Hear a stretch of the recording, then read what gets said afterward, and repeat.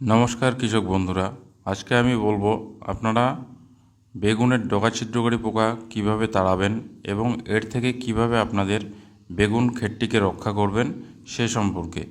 আপনারা অনেক সময় বলে থাকেন যে আমরা সমস্ত ধরনের বিষ ব্যবহার করে ফেলেছি, কিন্তু ডগা ছিদ্রকারী পোকা কোনোভাবেই তাড়ানো সম্ভব হচ্ছে না।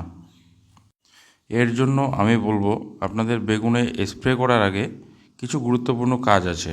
এই কাজগুলোকে করে নিয়ে তারপরে স্প্রে করবেন, দেখবেন অবশ্যই আপনারা ওষুধের ভালো রেজাল্ট পেয়েছেন। এর জন্য আপনাদের প্রথমে যে কাজটি করতে হবে সেটি হলো বেগুন খেতে গিয়ে যতগুলি ছোট বড় বেগুন আছে, পোকা বেগুন আছে, সব বেগুনগুলো ছিঁড়ে এক জায়গায় করতে হবে। এরপর যতগুলি ডগায় পোকা আছে সেই ডগাগুলিকে ছিঁড়ে সেই বেগুনের উপর রেখে দিতে হবে।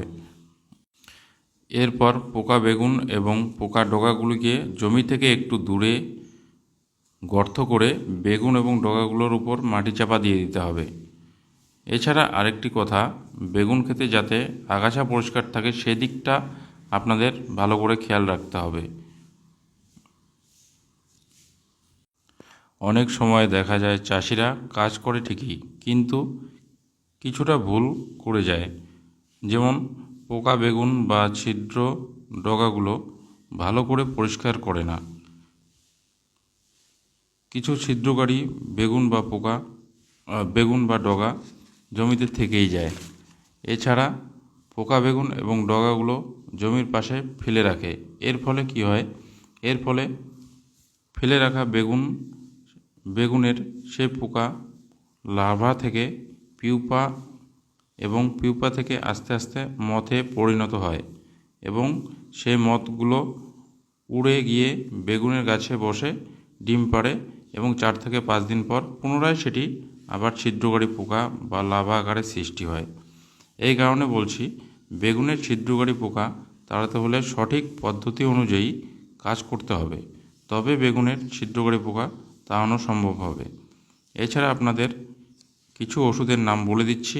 এই ওষুধগুলো অল্টারনেট করে ব্যবহার করবেন এবং ব্যবহার করার সময় অবশ্যই সিলিকন বেজ আঠা ব্যবহার করবেন।